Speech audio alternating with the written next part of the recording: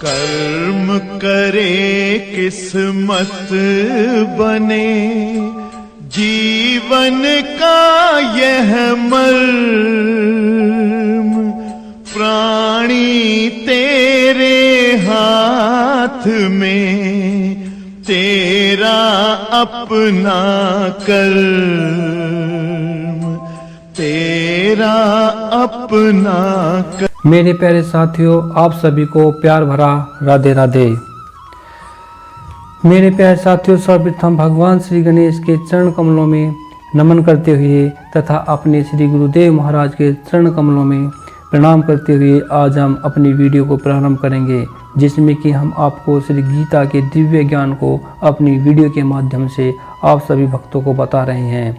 इसी क्रम को आगे लेते हुए आज हम गीता के प्रथम अध्याय में हम आपको बताएंगे कि कुरुक्षेत्र के युद्ध मैदान में श्री कृष्ण का दिव्य स्वरूप कैसा लग रहा है। भगवान श्री कृष्ण श्वेत घोड़ों द्वारा खींचे जाने वाले विशाल रथ में ऐसे सुशोभित हो रहे हैं मानो स्वयं हजारों कामदेव भी उनके आगे तुच्छ हों। इस प्रकार भगवान श्री कृष्ण ने तथा अर्जुन ने अपना दिव्य शंख बजाया। भीष्म पितामह द्वारा बजाए गए शंख की तुलना में कृष्ण तथा अर्जुन के शंखों को दिव्य कहा गया है।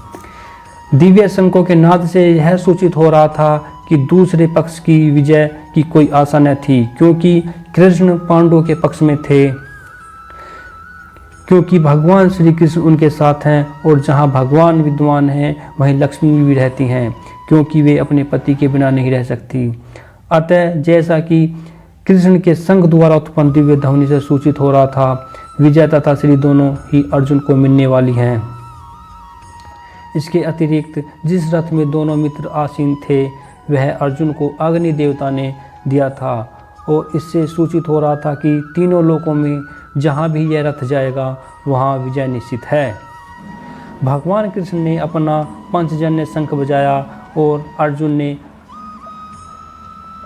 भी अपना देवदत्त नामक शंख बजाया और भीम ने पौंड्रो नामक भयंकर शंख बजाया।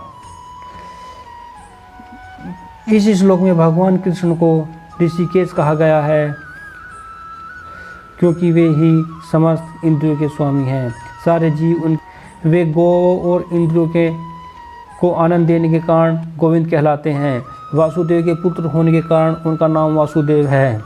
देवकी को माता रूप में स्वीकार करने के कारण उनका नाम देवकी नंदन है।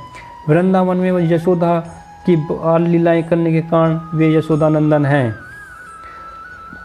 अपने मित्र अर्जुन का सारथी बनने के कारण पार्थसारथी हैं। इस प्रकार उनका एक नाम ऋषिकेश है, क्योंकि उन्होंने कुरुक्षेत्र के युद्ध स्थल में अर्जुन को निर्देश दिया था। इस श्लोक में अर्जुन को धनंजय कहा गया है, क्योंकि जब उनके बड़े भाई को विभिन्न यज्ञ संपन्न करने के लिए धन की आवश्यकता हुई थी तो उसे प्राप्त करने में उन्होंने सहायता की थी। इस प्रकार भीम वक्रोधर कहलाते हैं, क्योंकि जैसे वे अधिक खाते हैं उसी प्रकार वे अति मानवीय कार्य करने वाले हैं, जैसे हिडम्बासुर का वध। अतः पांडवों के पक्ष में श्री कृष्ण अत्यधिक विभिन्न व्यक्तियों द्वारा अब विशेष प्रकार के शंखों का बजाया जाना युद्ध करने वाले सैनिकों के लिए अत्यंत प्रेरणादायक था। विपक्ष में ऐसा कुछ न था, न तो परम निर्देशक भगवान श्री कृष्ण थे, न ही भाग्य की देवी श्री उनके साथ थी। अतः युद्ध में उनकी पराजय निश्चित थी।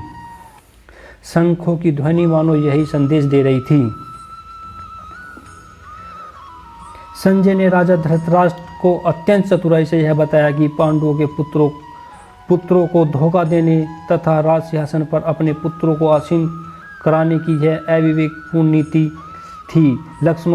लक्षणों से पहले से ही यह सूचित हो रहा था कि इस महायुद्ध में सारा कुरुवंश मारा जाएगा। भीष्म पितामह से लेकर अभिमन्यु तथा पौत्रों तक विश्व के अनेक देशों के राजाओं समेत उपस्थित सारे लोगों का विनाश निश्चित था।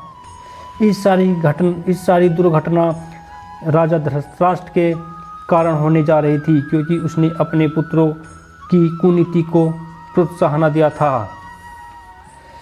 जब भीष्म तथा दुर्योधन के पक्ष के अन्य वीरों ने भी अपने अपने शंख बजाए थे तो पांडवों के हृदय में विदीर्ण नहीं हुआ। ऐसी घटनाओं का वर्णन नहीं मिलता कि किंतु इस विशिष्ट श्लोक में कहा गया है कि पांडवों के पक्ष के शंखनाद से धृतराष्ट्र के पुत्रों के हृदय में विदीर्ण हो गया। इस कारण स्वयं पांडवों और भगवान कृष्ण में उनका विश्वास है। इसका कारण जो है वो स्वयं भगवान श्री कृष्ण का विश्वास है, क्योंकि परमेश्वर की शरण ग्रहण करने वाले को किसी प्रकार का भय नहीं रह जाता, चाहे वह कितनी ही विपत्ति में क्यों हो। तो मेरे प्यारे साथियों, भगवान श्री कृष्ण को सभी को भजना चाहिए। आज के लिए बस इतना ही। जय श्री राधे।